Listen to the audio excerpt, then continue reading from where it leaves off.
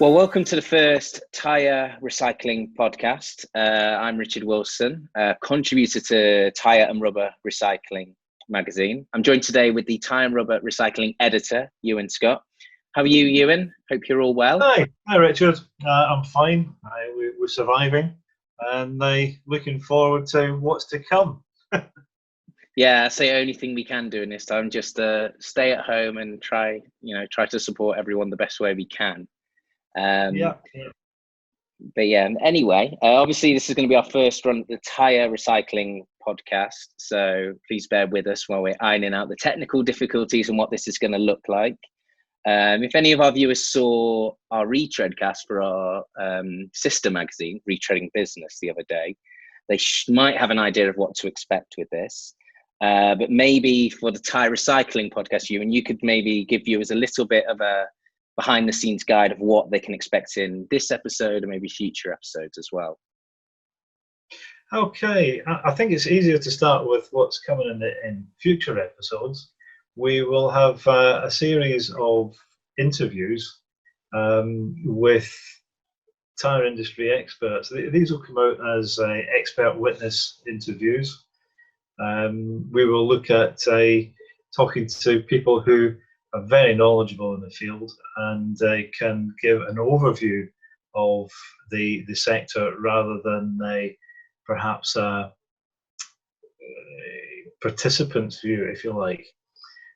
So we'll speak to industry figures and consultants and that. The second sector that we will be looking at is tech talk.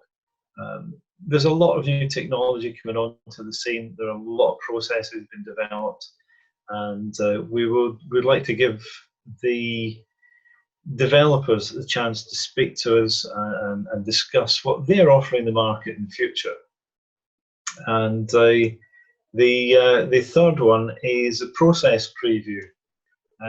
That's where we would look at the various processes that have been developed, devulcanisation, pyrolysis, and give the developers of these processes the opportunity to talk about how their process differentiates and what benefits it brings to the market. The final sector in the sort of expert witness series would be the tech talk, and that's where we talk to the equipment people. Well, that's great. That's great news. Obviously, we're looking at that for the future, though. But focusing on today, obviously Right. we're going to be giving viewers a little run through what is being released in the new version of Tyre and Rubber Recycling magazine. So, in a nutshell, Ewan, what are we going to have a quick look at today?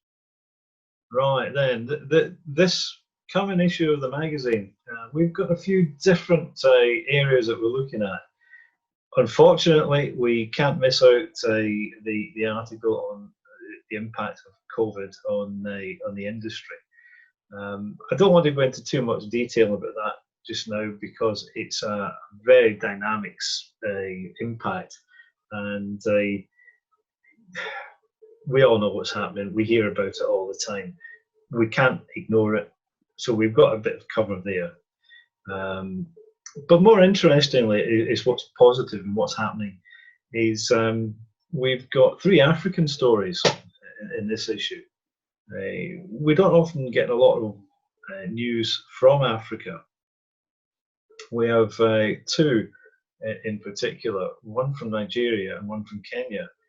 And they both focus on sectors of the industry where perhaps we wouldn't, in a developed world, we wouldn't actually consider them as recycling. In Nigeria, we see a lot of artisan work, craft work, making furniture, and this issue carries a quite insightful article on the work of a Nigerian artist who produces tyre sculptures. But it's not just the tyre sculptures that are important here. It's the context in which he is creating his art and the message that he's trying to get across about recycling and how Nigeria needs to improve its infrastructure. When we talk about rubber recycling, we tend to think of essentially conveyor belts, truck tires, car tires, and so on. But there's a lot of other rubber around, and it's difficult to get your head around the fact that there are millions, if not billions, of used flip-flops of our Australian viewers' thongs just get discarded in the waste stream, and very often in India, Southeast Asia, and Africa, they end up in the ocean. These get washed up on the shores of Africa, and in Kenya, they've set up a company called Ocean Soul, which employs local people to go and collect and process these foam rubber soles, and they produce artworks again from these foam rubber soles that are sold at high value in cities like New York, Paris, London, and it puts a different perspective on rubber recycling, and it also focuses on the idea that there's more to do than pyrolyzing tires. We have a wider issue we need to look at. The third African story comes from South Africa. Now, South Africa is a bit more of a developed market, but even so, they do have logistics issues, they do have recycling issues. But Oscar Fillen's Xtyre in South Africa produces something like 250 to 300 different molded rubber products. So when we think of molded products, we tend to think of tiles or bollards. And yeah, they produce tiles and bollards, but they also produce architectural materials like coping stone replacements. Now, I hadn't thought of this until I spoke to Oscar, but apparently concrete is porous, and when they use concrete as a coping stone on a building, it eventually allows water to get through, and that creates damage in the wall below. With the rubber coping stones, they're impervious, so the water runs off them and they're longer lasting. They've also used it for architraves or windows and doors. So that's a big story. What Xtyre are looking for, now that they're well established in South Africa after 25 years, they're now looking for international partners and licensees and franchisees.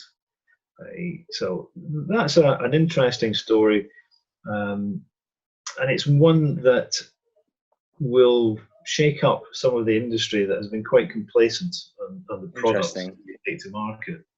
Interesting. I mean, so we said we've got 3 stories from Africa there. The Xtyre operation story you were just talking about there from South Africa. That's on, just check my notes, on page 24 of the magazine. And the other 2 African stories from Kenya and Nigeria features on pages 26 to 30.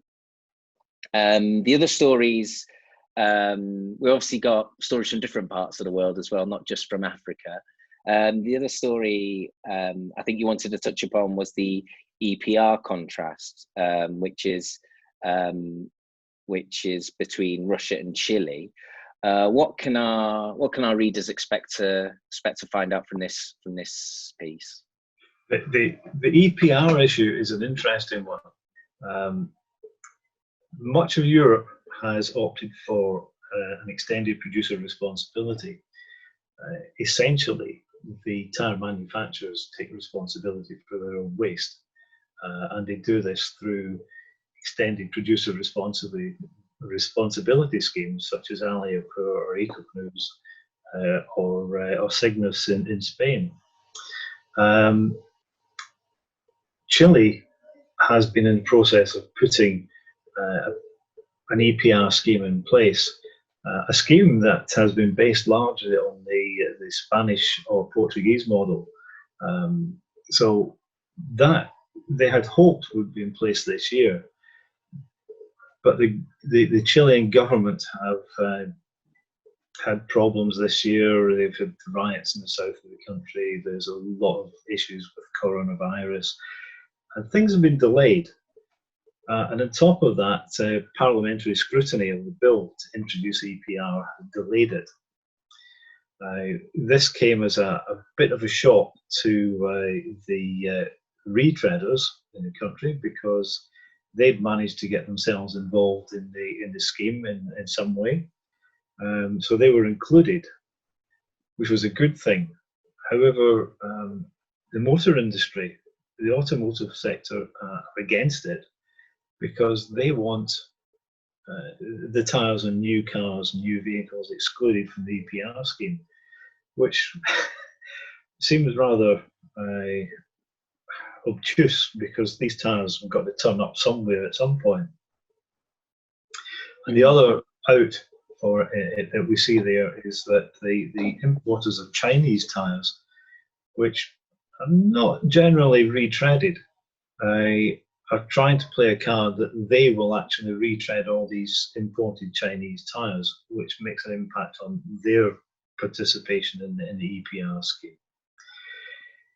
If we move across to Russia, the issue there is slightly different. The Russian recycling sector has been growing quite rapidly, particularly in the urban areas. And there, the government is wanting to introduce an EPR scheme, which would be in line with the rest of Europe, but companies such as Nokia and Continental have bought into the scheme, even though they accept that it may increase their recycling costs. But Russian tyre manufacturers such as Kama, Cordiant, are not buying into the scheme. The existing recyclers claim that the EPR scheme is going to increase the cost of recycling. It will burden them with higher costs, and that will impact on their profitability, and they actually see it damaging the industry. So we've got two countries looking at EPR, one being delayed by the government and opposition, and the other one being pushed by the government but been delayed by the industry. So they both make interesting reading. Do you have any views on which one will get off the ground first, or do you think they're both? That's a question that remain unanswered for a bit. Well, I'm not always known as being diplomatic, but I think it's fair to say that if Russia decides it wants its EPR scheme in place, it will put it in place, regardless of any objections. Chile, with the best will in the world, they've been trying for a while. There have been people trying to get projects off the ground in Chile for a while. The legislation is a big issue. It is in any country, but in a country like Chile, they seem to like tying themselves in knots with red tape. Yeah, well, that Chile aren't alone in that. Lots of countries are like no, that. No, we're all in that boat. Definitely. Well, I'd say that sounds really interesting, that EPR contrast, and I think I mentioned that's on pages 26 to 30. Unfortunately, that's only open to our premium subscribers. So if you want to read that, you're going to have to purchase a subscription, which is available through our website. But it sounds like the subscribers are in for a treat then. Makes quite interesting reading. And the final story I think it would be quite good to bring up is the theme of the topic of devulcanization, because we have a few pieces focusing on that in this issue. Yeah, we've got two articles on devulcanization processes in this issue. One is by the eponymously named Devulc from United Arab Emirates. This is a Devulc process that is already commercialised in the UAE, and they are looking for licensees and partners around the world to take their process beyond the Middle East market. The second one is slightly different. It's a two-part process, or a two-part package called Corpol, where they have the equipment and they have the process and the software, and they take the rubber, and when they devulcanize it, the devulcanization involves breaking the sulfur bonds that link the polymers together. In many cases, that devulcanization shortens the long chain polymers. But with their process, they take it almost, I think the layman's way of speaking about it is they take it to halfway house, where it becomes a metastable product. So it is devulcanized, it has high properties, and it is available as a paste or powder that can be added to any master batch at the blending point. Mm-hmm. But I think because these are a bit more technical, people would need to read the articles and get an idea of the details that they're really interested in. Mm-hmm. No, definitely. I think it's always best to leave people wanting more as well, and we don't want to give away all of the information about what people can read in the magazine. Well, that's very good. It sounds like this edition's quite well travelled, despite the quarantine measures that have been imposed on us over the past few months. Like with the Retreadcast, you'll be able to find all of these articles in the comments section, and also in the main body of any posts on social media. But that's it for today. Thank you for joining me for this first edition, Ewan, and we'll be back shortly for the second Tyre Recycling podcast. Okay, that's great. Thank you very much, Richard.